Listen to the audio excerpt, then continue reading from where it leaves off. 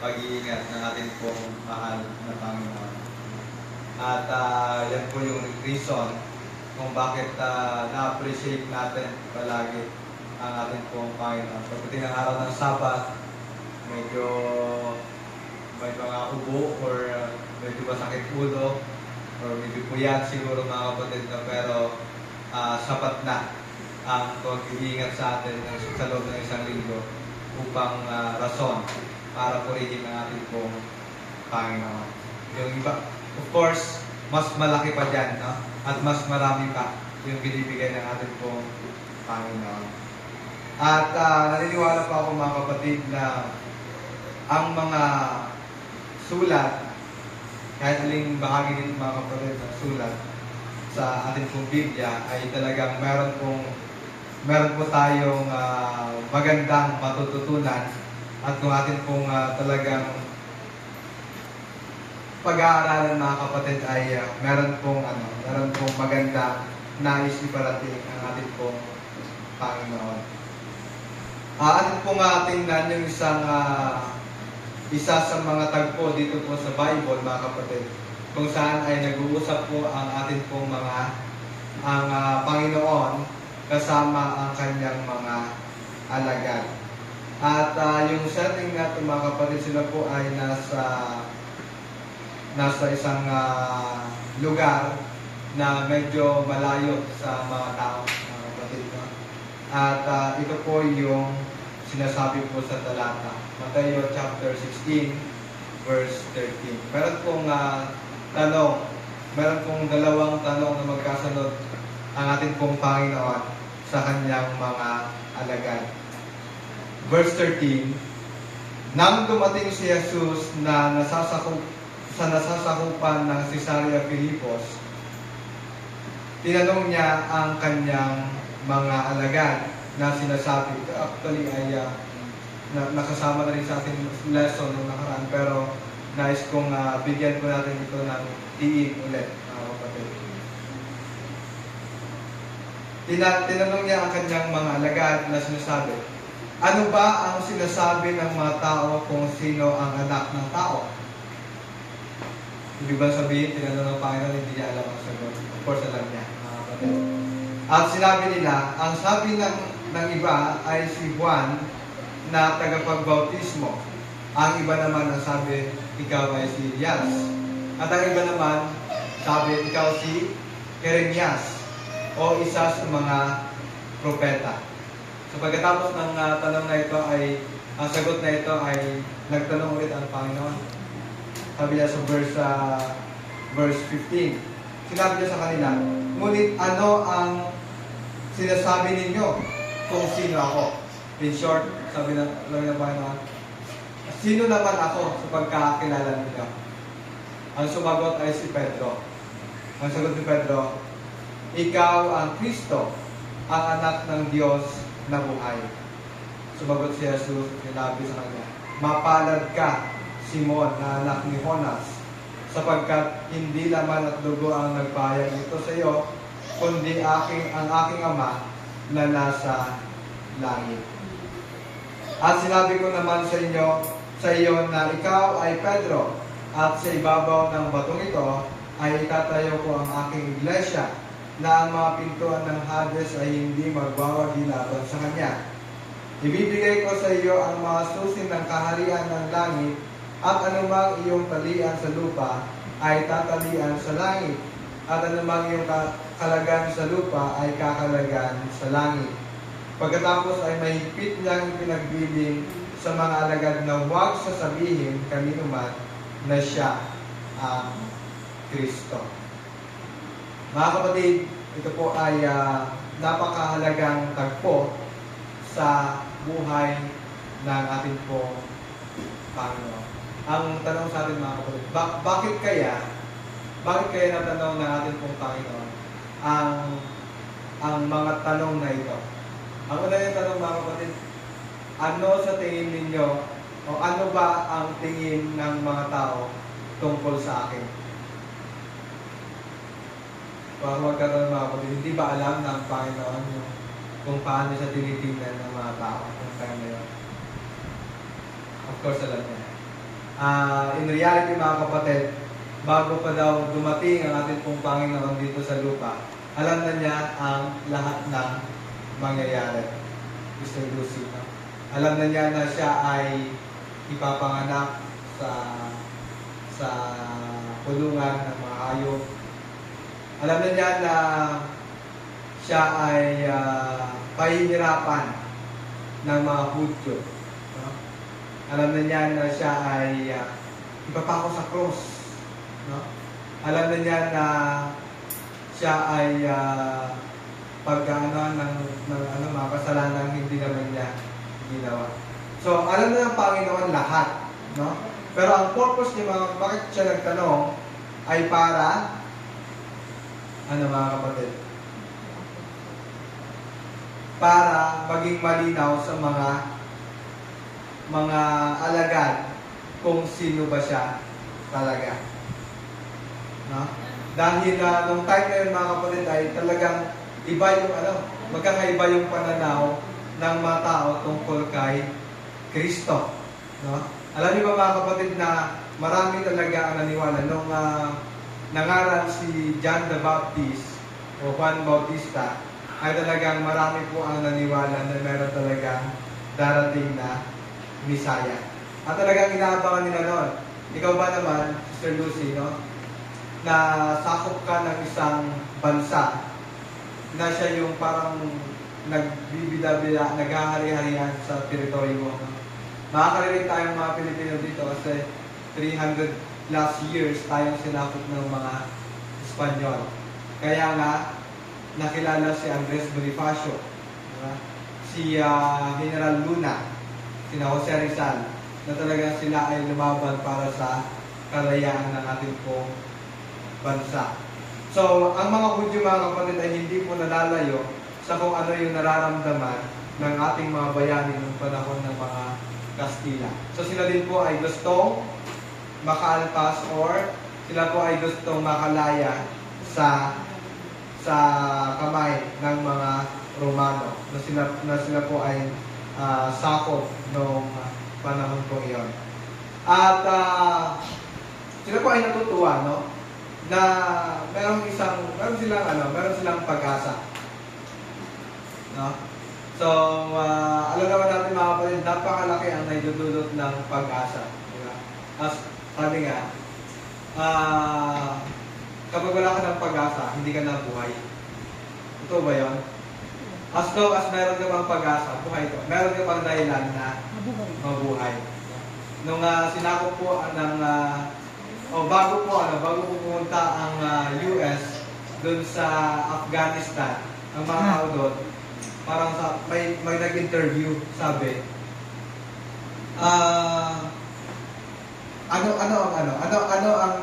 ano yung pagkakaiba ng noong wala pa ang Amerika dito sa bansa ninyo, ngayong meron na ang Amerika?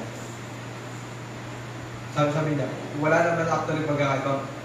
Noon, nung walang Amerika, magulo. Ngayong merong Amerika, magulo pa din. Magulo pa din. Pero, ang pagkakaiba lang, ngayong may Amerika, meron ng pag-asa. Diba? So, yun po yung feeling ng mga tao na nasasakop pa rin sila. Pero ngayon, nasasakop pa rin sila ng Roma. Pero, meron ng pag-asa na sila ay makakalaya. Kasi meron yung promise na Misaya, mga kapatid, na talagang pinanghahawakan nila. So, pero, alam natin yung kwento mga kapatid, na ang maraming mga tao na naniwala sa Misaya na yun, ay talagang hindi na rin sila naniwala noong huli na. No? Kasi yung ina-expect nila ay hindi nila nakita, hindi nila nasaksihan. Sabi nga rin sa Spirit of Prophecy mga kapatid, baging yung mga alagad ay talagang sabik na nilang makita na ito si Jesus na kasama nila ay talagang magiging hari, nabibigyan sila ng trono. Lalagyan siya ng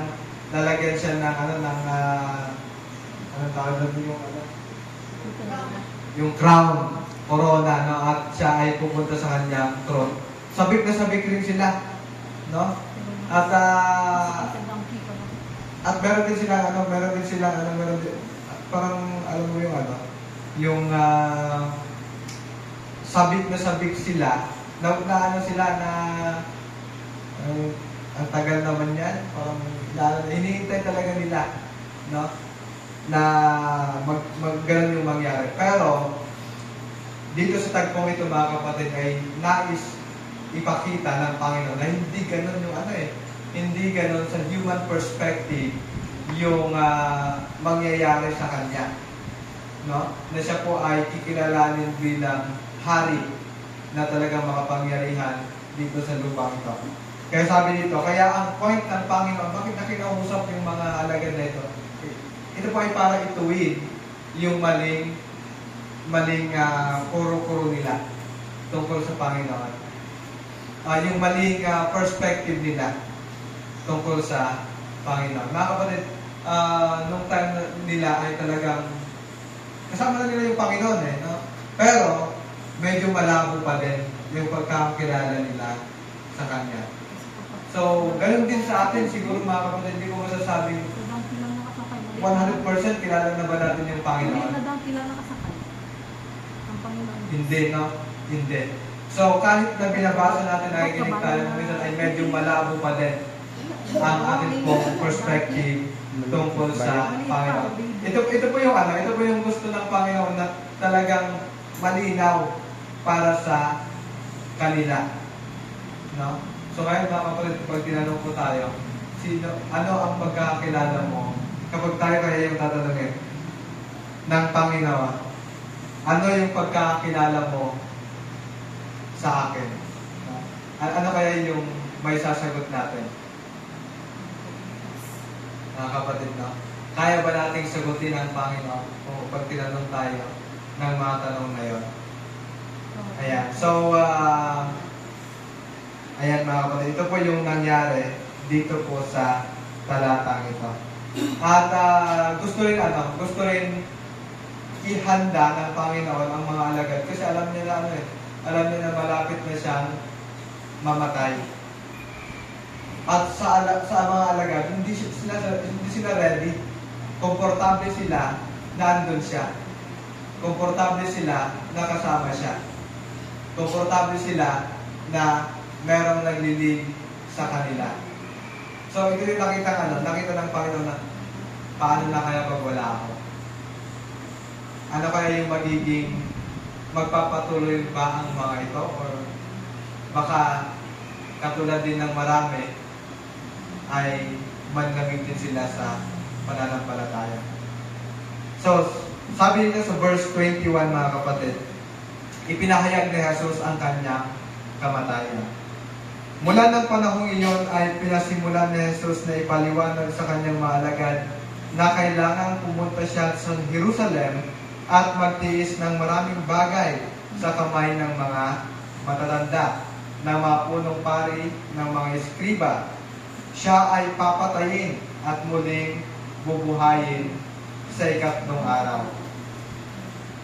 Anong response nila? Natuwa ba sila nung sinabi ng Panginoon, ako ay pupunta sa Jerusalem, pahirapan ako doon ng mga matatanda sa iglesia, ako ay papatayin, at sa ikatlong araw ako ay mabubuhay.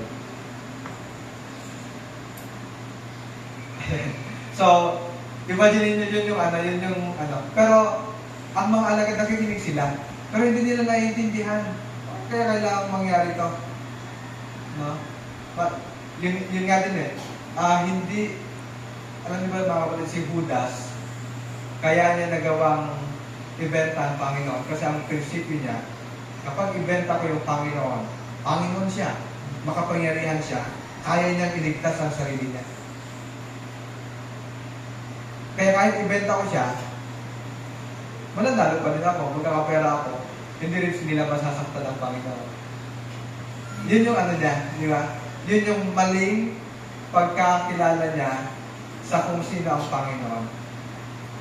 Kaya napakalaga mga kapatid na kilala natin yung Panginoon, di ba?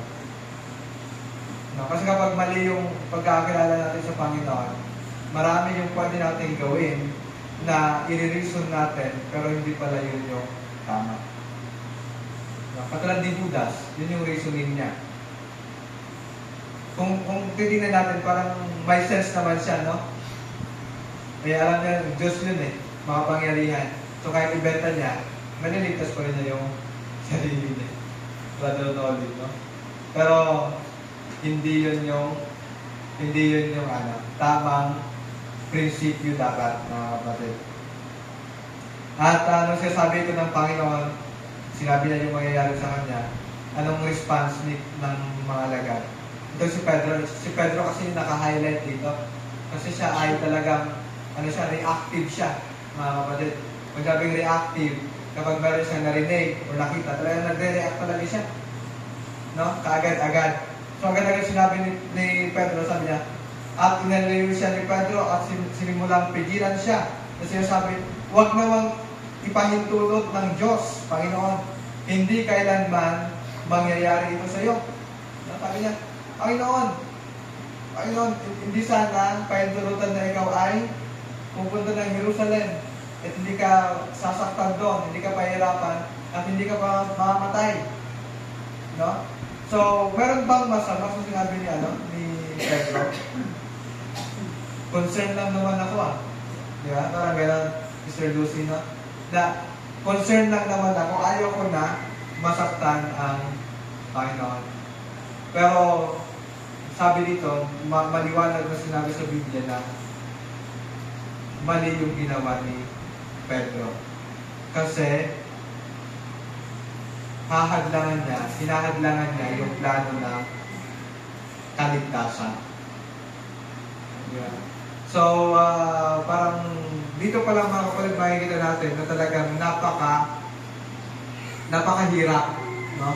Napakahirap po na i-deal yung atin pong pananampalataya bilang Kristiyano. Kasi may mga human perspective tayo na sa tingin natin ay tama, pero ito pala ay hindi sang-ayon sa kalooban ng ating pong Panginoon. No? At sabi nito mga kapatid, ngunit lumingon siya at sinabi kay Pedro, layuan mo ako, Satanas. Ikaw ay isang katitisuran sa akin sapagkat hindi mo iniisip ang mga bagay ng Diyos, kundi ang mga bagay ng tao. Ayan mga kapatid, naalala mo ba natin nung nasa ilang ang ating pong Panginoon, ano yung temptation sa kanya ni Satan? Ibibigay ko ang lahat ng mga nakikita mo, ibibigay ko sa iyo, sambahin mo lang ako. Ano pa yung temptation niya? Kung ikaw ay tunay na Diyos, ikaw ay tumalon at ikaw ay sasakluluhan ng mga anghel. So mga kapatid, mag-ingat po tayo dito sa mga temptations na pinapakita sa atin ng tao. Parang sinasabi niya, patayin mo ang sarili mo at ililigtas ka ng Panginoon. So, tama po ba yan mga kapatid? Hindi, kasi nababiolate niya yung utos din ng ating pong Panginoon. Kapag tumalo ng Panginoon, so parang nabiolate na rin niya yung huwag kang papatay kasi makapatay ka din tatanong ka no? So kapag hindi kasi hindi kinokontradict ng Panginoon yung kanyang salita, no? So isa din ito mga kapatid sa palatandaan kung tayo pa ba ay gumagawa ng will ng ating Panginoon. So sabi dito mga kapatid, once na nakapag-violate tayo ng salita ng utos ng ating pong Panginoon, hindi po yun yung kanyang will. Hindi po yun yung kanyang kalooban. No? So, halimbawa, kailangan mong kumuha ng pagmamayari ng iba para lang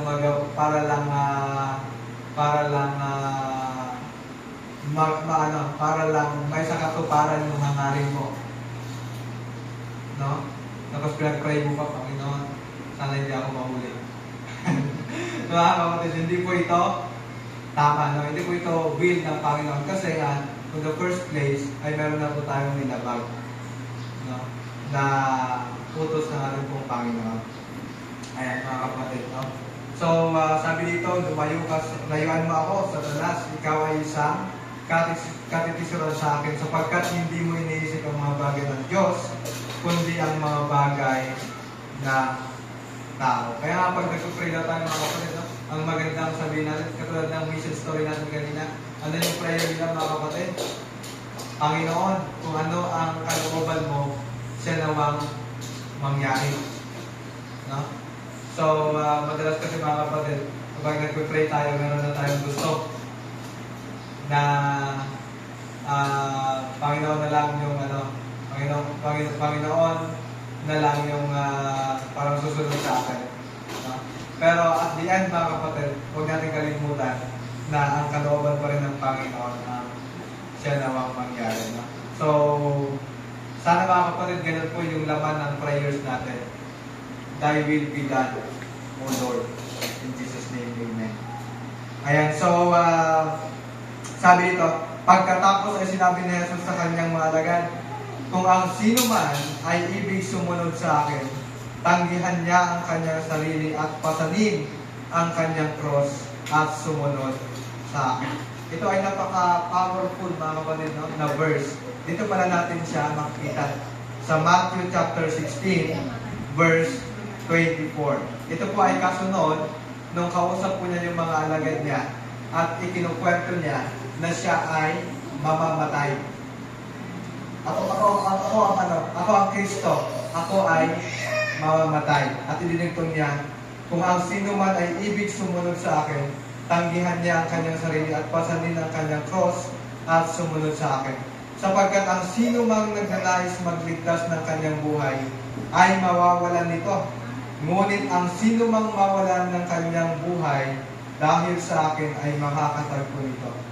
Sapagkat ano ang mapapakinabangan ng tao kung makamtan niya ang buong sanlibutan, ngunit mawawalan naman ang kanyang buhay? O ano ang ibibigay ng tao na katumbas ng kanyang buhay? Sapagkat darating ang anak ng tao na kasama ang kanyang mga anghel sa kaluwalhatian ng kanyang ama, at kanyang gagantihan ang bawat tao ayon sa kanyang mga gawa. Mga kapatid, naniniwala ako na ito yung mga salita na talagang tumatak sa isip ng mga alagad nung namatay ang ating pong Panginoon. No? Nung namatay ang ating pong Panginoon, mga kapatid, di ba nakatala din sa Bible na medyo talagang naghina ang mga alagad, no? Nanghina. Kasi wala na silang nakikitang leader. Patay na. Pero mga kapatid, kapag hindi kaya ginawa, siguro pag hindi ginawa ito ng Panginoon na talagang niready niya ang mga disciples, sinabi niya kung anong mangyayari sa kanya, ganito, punta ako in Jerusalem, mamamatay ako doon, after 3 days, mabubuhay ulit ako. Siguro pag hindi alam ito ng mga disciples, ay talagang tuluyan na sila nanghina. Diba? Kaya napaka-strategic, no, ng Panginoon na talagang sinasabi niya kung ano yung mangyayari. Sinabi niya sa mga alagad kung ano yung mangyayari para sila ay hindi talagang tuluyang manghina sa pananampalataya.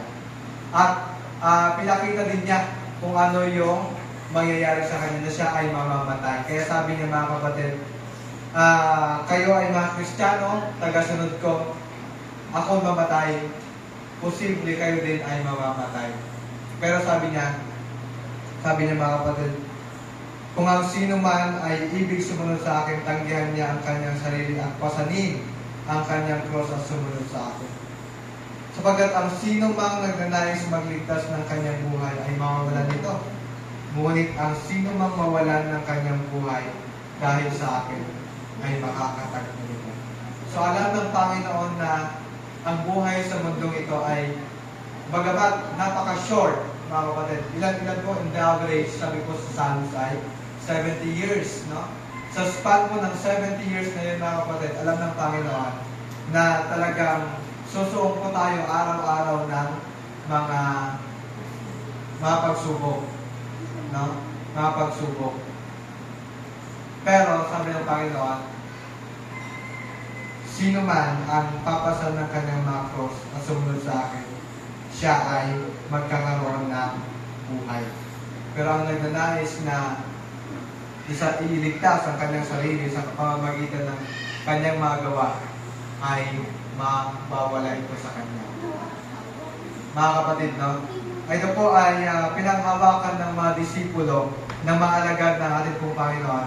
Kaya sa huling bahagi ng kanilang buhay, hindi po natin mako-question sila kung bakit handa silang namatay, no?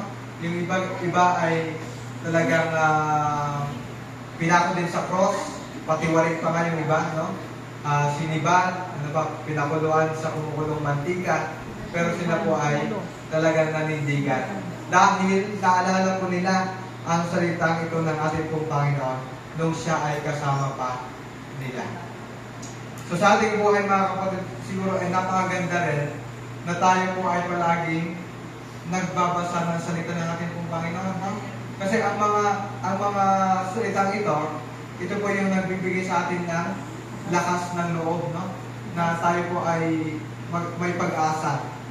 No? Ano man yung nararanasan nating buhay dito sa mundong ito.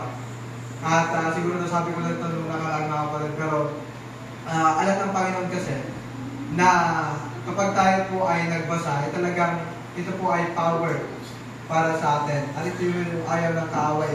No? Kasi sa mga times na tayo po ay nanghihina, kapag naano po natin, kapag naalala po natin yung ating pong mga nabasa sa Bible, ito po yung nagpapalakas sa bawat isa sa atin, mga kapatid. No? So, hindi po tama na sasabihin natin, kahit na hindi naman ako magbasa ng Bible, ay pag may dumating na pagsubok, tutulungan ako ng Panginoon. Tutulungan ako ng Panginoon. Tama naman po yung prinsipyo na yun. Pero sa paanong paraan? No? Sa paanong paraan? So sa paraan na maaalala po natin kung ano yung kanyang mga pangako sa Bible. Kaya kapag wala tayong naalala na pangako ng Panginoon sa Bible, diba, walang word na, o walang magbibigay ng kaliwa sa atin. Walang mag-inspire sa atin. No? At yung narinig mo ay kung ano yung payo na nasa YouTube or Facebook. No? Na hindi naman ito uplifting, mga kapatid. Ayan. So, isa po ito sa mga nakita kong kahalagahan. Nung binabasa ko po yung chapter 45, mga kapatid, ng The Desire of Ages, masasabi ko na totoo nga, ang Panginoon ay concerned sa bawat isa sa atin. Alam niya kung ano yung pagdadaanan ng bawat isa sa atin. Kaya niready na niya niready na niya kung ano, at sinabi niya mismo kung ano yung dapat nating gawin, mga kapatid. Sabi nito, napakaganda ng pangako ng Panginoon. Sapagkat darating ang anak ng tao na kasama ang kanyang mga anghel sa kalwalhatian ng kanyang Ama, at kanyang gagantihan ang bawat tao ayon sa kanyang magawa. Katotohanan sinasabi ko sa inyo, may ilan sa nakatayo rito na hindi makakatikim ng kamatayan hanggang makita nila ang anak ng tao na dumarating sa kanyang kaharian. 70 years, mga kapatid, ang ating stay dito sa lupang ito. Ang ating pong stay sa langit na bayan, kapag dumating ang ating pong Panginoon, ay walang hanggan. 70 years plus eternity, mga kapatid, no? And yung bakasyon nga lang natin, sister, ay 1,000 years, di ba? So 70 years, i-compare mo sa 1,000 years na bakasyon pa lang yun, no? Meron ba ilang araw yung pinakamatagal yung bakasyon, mga kapatid? 1 week. Ganon. Or 2 weeks. Pero ang bakasyon natin, ang offer ng Panginoon, hindi araw, no? Hindi buwan, hindi 5 years, 1,000 years, no? 1,000 years, mga kapatid. So, ipagpapalit ba natin yung eternal life, mga kapatid, sa 70 years? Isang araw na lang din. Isang araw na lang din. Tayo po Kasi ay nagpunta sa langit. rational na mag-isip mga kapatid ay medyo Sa atin makatulog. parang lugi tayo na lang yan. mga kapatid, no? Kaya sa araw-araw mga kapatid, patuloy po tayong mag-reflect Kasi sa kung puro salita ng kasayaan, ating Panginoon. dali lang. Sa pangako na natin pong Panginoon, no? At kapag Wala nararamdaman mga po natin na araw, tayo po ay nangihina sa ating pong pananampalataya, ay huwag nating kalimutang bumalik tayo sa no? isang libutan. sa Kaya, sa kanyang mga salita. Mag-pray tayo mga kapatid, no? Magbasa tayo ng mga salita. Makinig tayo mga kapatid ng mga awitin na nagpapalakas sa ating spiritual na pananampalataya. So, wala nang ibang pag-asa mga kapatid kundi ang ating pong Panginoon, ang ating Panginoon lamang. Wala nang iba. Brother Nolin, no?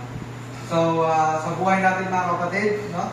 Ay patuloy po tayong manampalataya at katulad ng mga alagad nung hindi nila nakikita ang Panginoon, ngayon hindi rin natin nakikita ang Panginoon, pero ginawa pa rin nila kung ano yung iniutos sa kanila ng Panginoon.